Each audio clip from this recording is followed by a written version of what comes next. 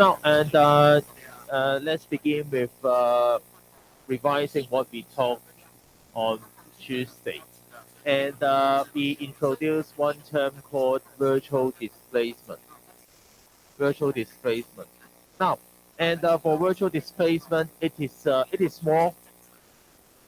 Virtual displacement is small, but it is different from the small displacement we learned at high school.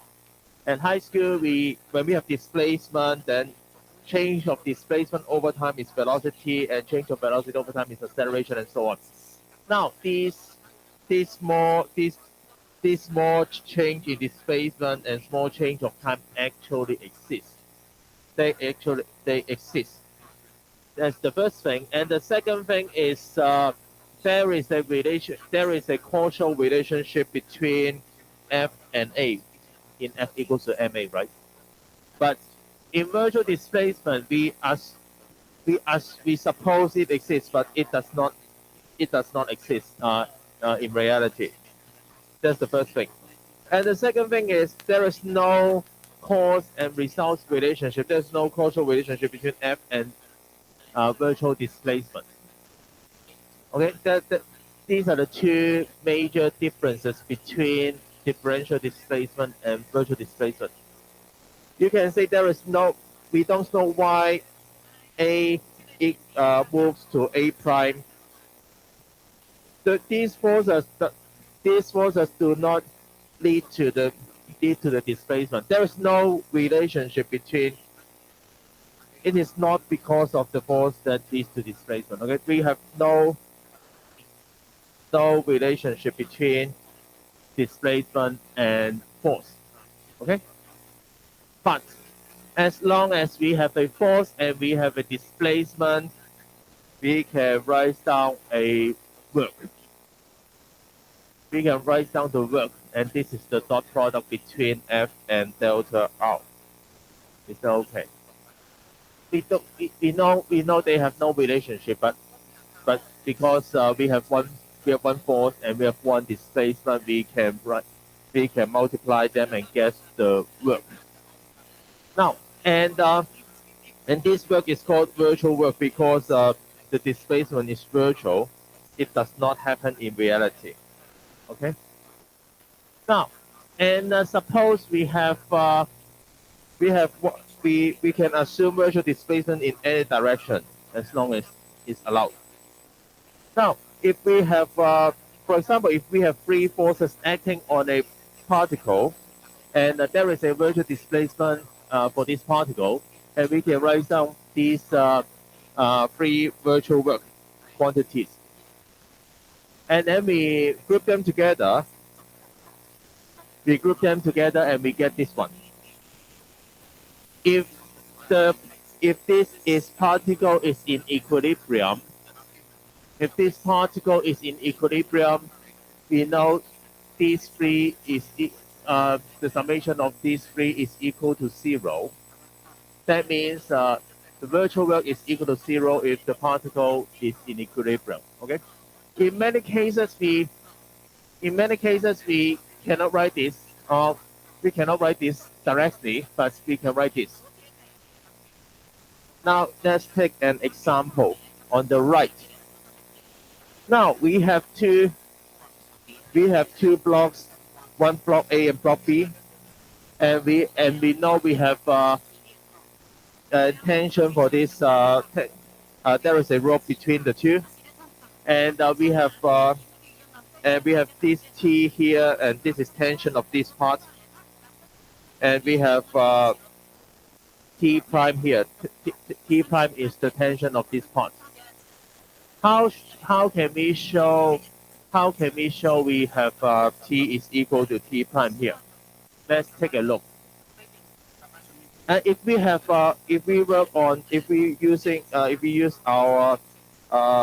use our traditional equations, summation fx equal to 0, summation fy equal to 0, it is quite difficult because we need to draw one free body diagram, two free body diagrams, and three body diagrams, right?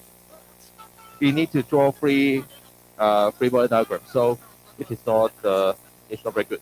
Now, by using but now we use one method. we assume we have virtual displacement here. We suppose it does not occur, but suppose it moves, the block moves this way by delta x. Suppose it does not occur, but suppose. And we have and because this block moves by delta x, this block moves by delta x, and this block moves by delta x as well, right? Because this is a cable.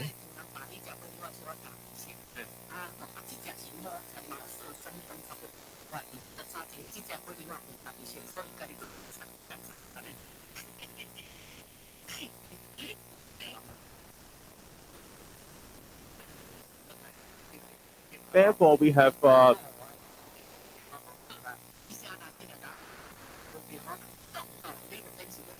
there is we can calculate the virtual work here. So the virtual work in the, let's do it one by one. For this part, virtual work is equal to t dot delta x, right? And these two are vectors because they are in different directions.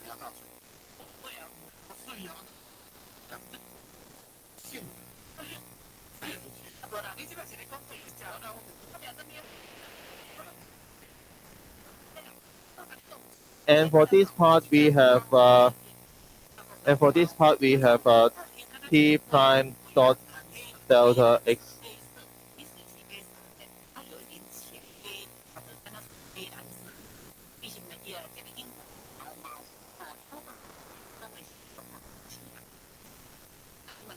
Anything else? It seems that's all because, of course, we have to have work. We need to have a force and we need to have a displacement. Okay, to calculate a work, we need to have force and we need to have displacement. And in this case, we have we have displacement here and we have displacement here, but we do not have displacement here. There is no displacement here, so no work. We have work only if we have displacement. Okay? So these are the only two things we need to talk about. So this summation of delta W is equal to t dot delta x plus t prime dot delta x.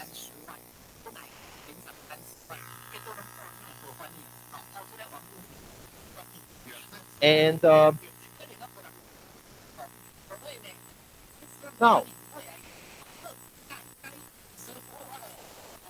how should we go on from here?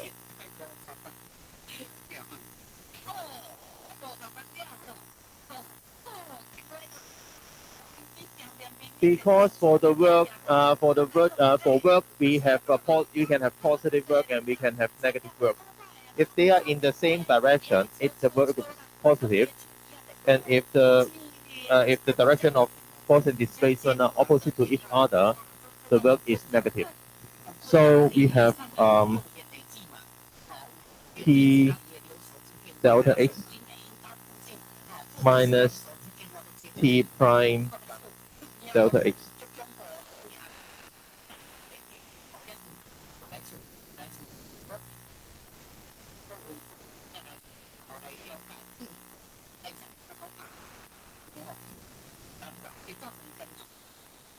It's okay.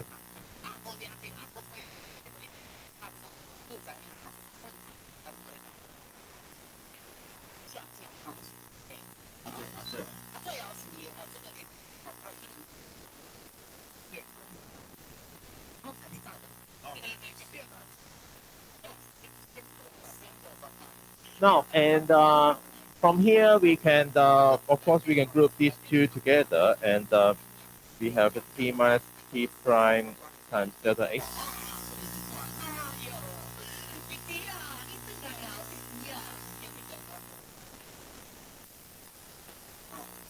From here, we know it is equal to 0.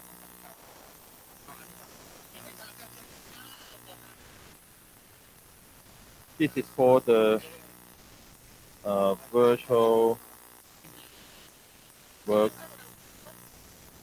principle.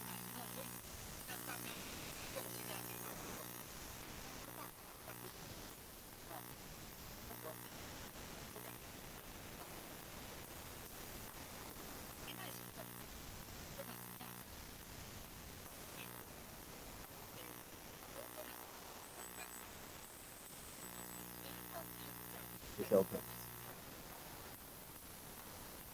The mathematics ends here, and now we go on with logic. Because the total virtual work is equal to 0, it means either this is equal to 0 or this one equal to 0. Right? Because this time this is equal to 0. It means either this one is 0 or this one is 0.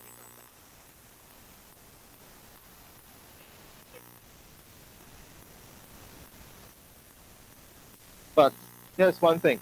In this, in all the mathematics, we suppose there is delta x. Delta x does not equal to 0.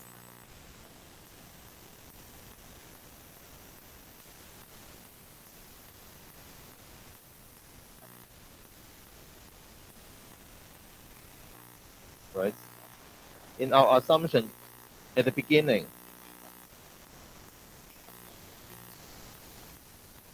that we assume delta x is not equal to 0. So the only solution is this one has to be 0. So t is equal to t prime.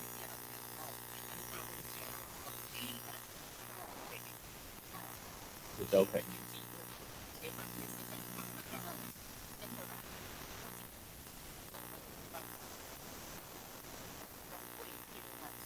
We can see that from in this using this method, forces in different directions can be put. Forces in different directions, like this one and this one, can be put in the same equation without sine theta and cosine theta.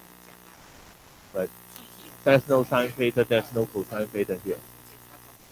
And this is the good thing about this method, because we can do it very simply. Now today, and I will go through today and next Tuesday, I will go through 2 examples. I'll do the same examples on this page and on problem 10.3. Okay, and for the question on page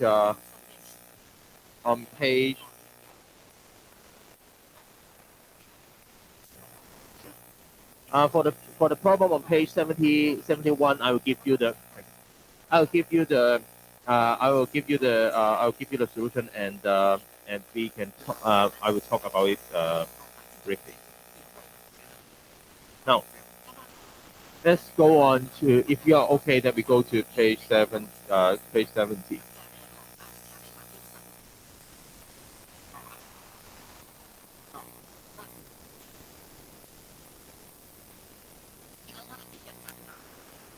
Now we here we have we have a frame, we have a machine here. So it's not a rigid body when it is when the supports are removed, and we have force P applied to acting on point C.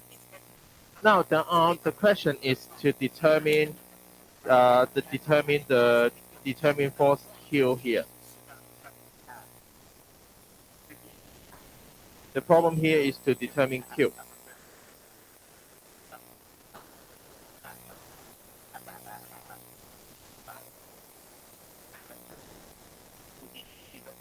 It's okay.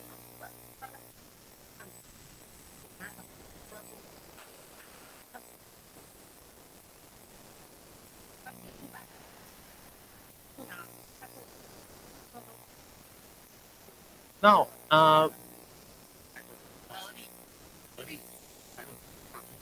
so if in the method in chapter 6 we need to draw two free body diagrams, and I think three, 1, 2, and 3, and to determine these quantities. But let's do it in the using the virtual work principle. We need to draw only one free body diagram here, and I think I assume you know this. We have AX and AY and N and Q here. Now, and because we need to determine Q, we assume we need to determine Q here. So we assume it can move this can move slightly. We can have virtual displacement in this direction, delta x speed. But for point A, it is fixed.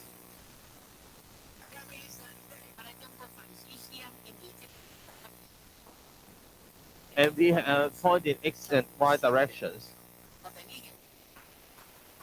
And this one is fixed in y direction.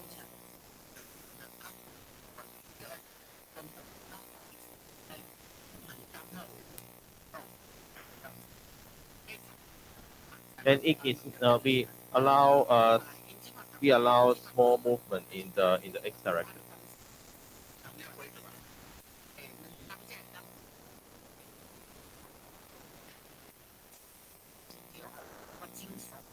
And if we have no displacement in x and y direction there is no displacement in y direction, it means because for delta w it is equal to f dot delta r or f delta s.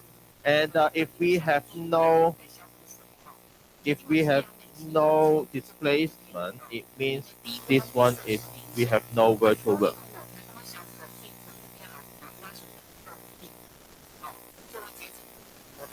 It's okay. As long as as long as there is no displacement allowed in this direction, there is no virtual work in this direction.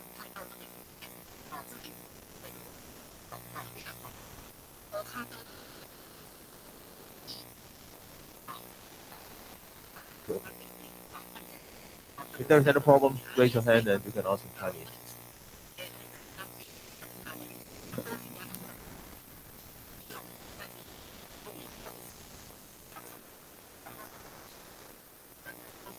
Okay, so we don't need to, and of course, we have virtual work only if we have both. So, and we don't, because there is no virtual displacement in this for these three things. So we have no virtual work for AX, AY, and N. So we don't need to consider virtual work of these three portions, and we only need to consider the virtual work related to these two portions. Okay. Now, for the next step, and the textbook has one method of writing it, but I don't think it's good. So follow my way of writing it. Okay. So for the virtual work principle, we first determine the virtual work of related to Q is equal to Q dot delta x p, and for P it is equal to P dot delta y c.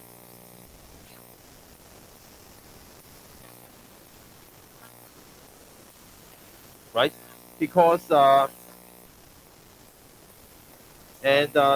because this because P is in y direction, so and it is we only need to consider the displacement in y direction, and because Q is in x direction, we only need to need to think about the virtual displacement in x direction. And the virtual work principle tells us this thing.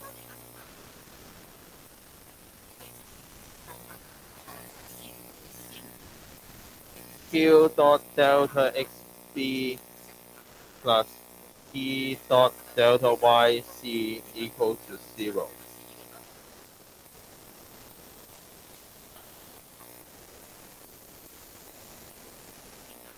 Virtual work principle tells us this.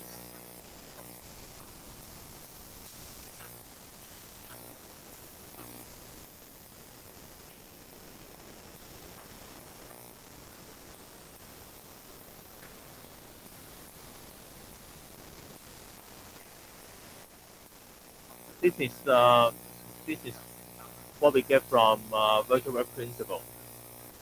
But how should we go on from here? Because we have 4 quantities. But we have only one equation. But we have 4 unknowns or 4 variables. Let's take a look. We know P. And of course, we don't know Q. How about XB and YC?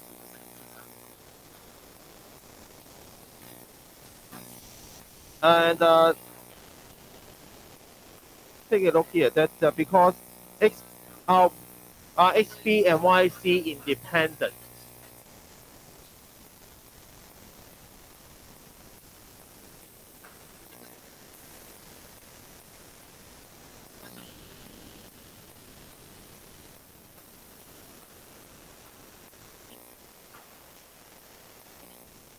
Are XB and YC independent? The answer is no. And for this XB and YC and both of them can be described using the parameter theta. And theta is known.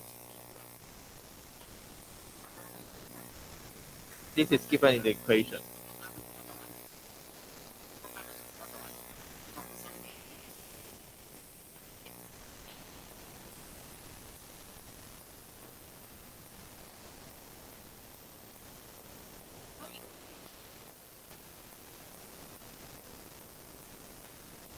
It's okay.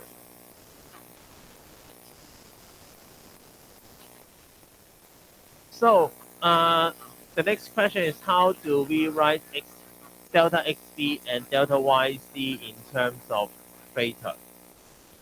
Now, and we go to the we write and the vectors OB and vectors OB and OC. And this one, I don't think the book use this method, but I think this is better.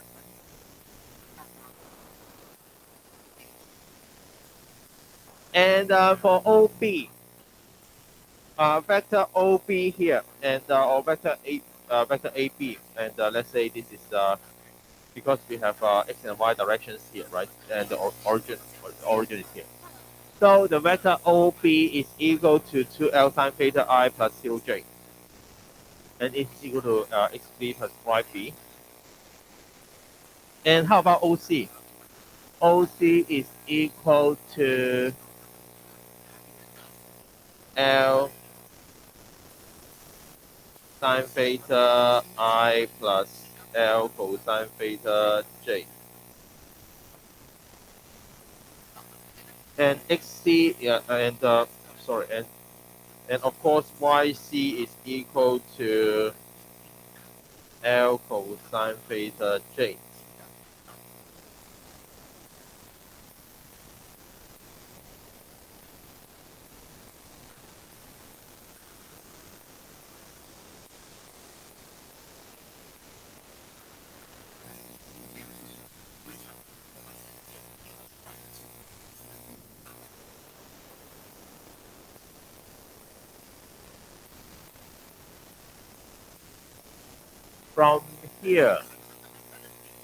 From here we can determine delta xp and delta yc.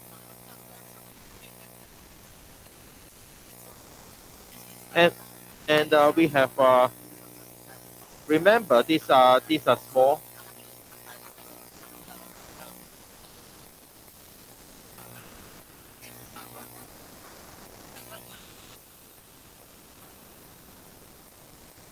And here we use a, I'm not sure we have learned,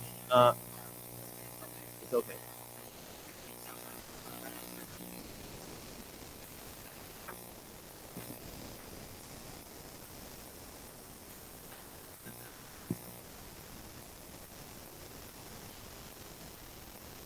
So from here we use something we learned.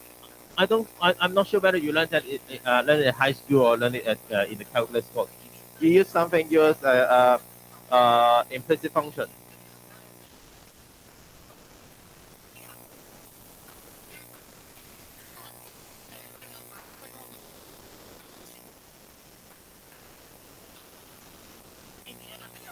We do debug the calculus of implicit functions.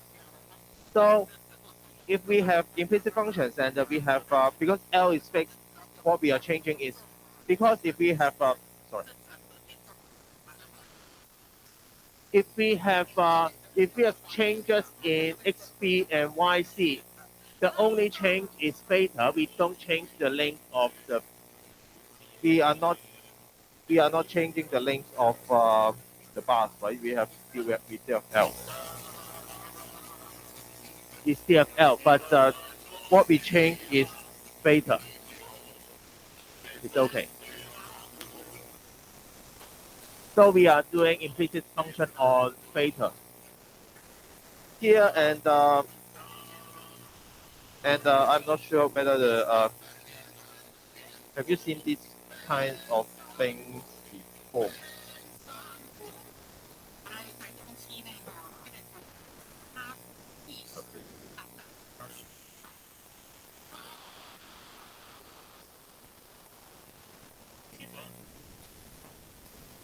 Have you seen this kind of thing before?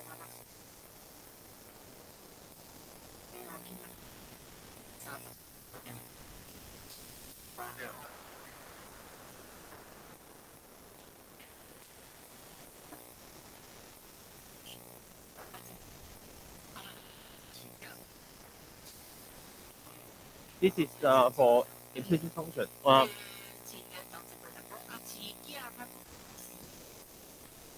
And if we have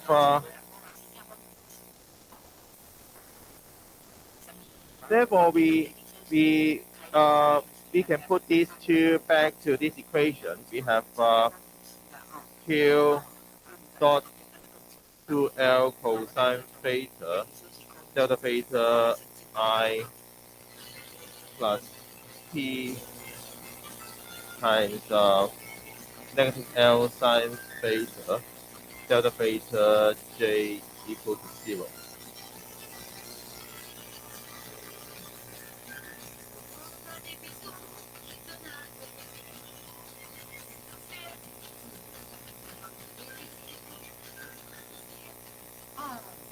And then we do some rearrangements, and Q is in the.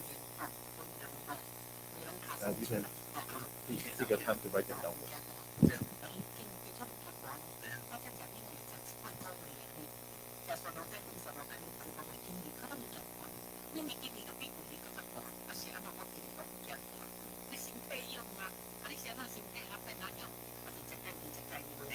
I think the book used the textbook used a different method to write down these two quantities, but follow my method by writing the whole factor first, and you do it step by step. Otherwise, you will have problem writing plus or minus, or positive or negative. Okay? Use my method to work out what are xp and yc. Now we arrive here.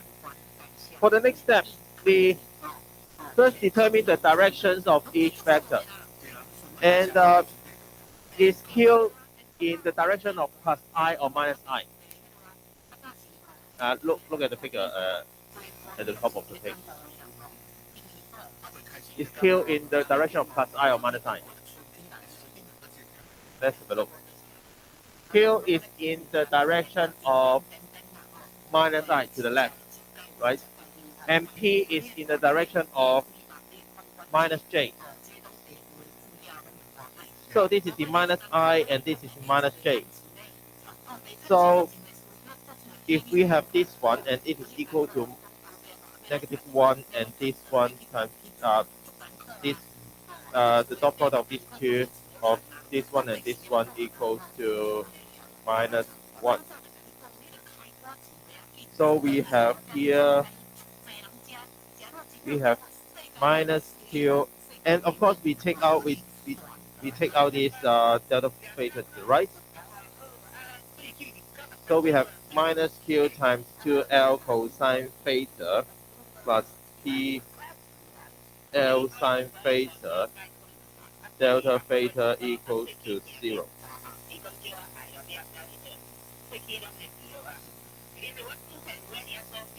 Okay.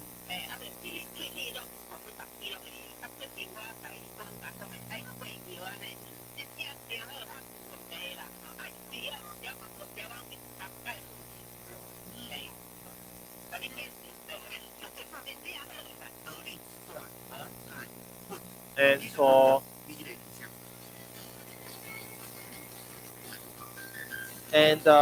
as we have said, this one is not equal to 0, and of course we have L removed. What do we have? -2Q cosine theta plus P sine theta equals to 0, and Q is equal to 1/2 of P tangent theta.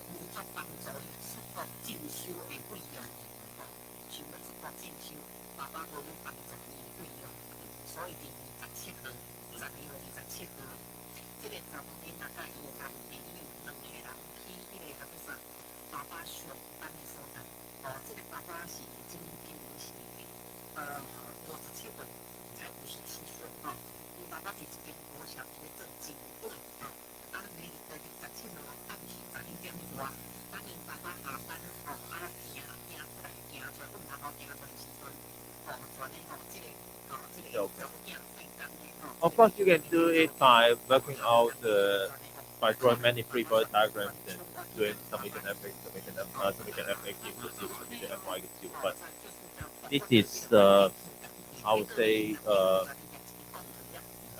pretty easy if you know how to do it, because you don't need to worry about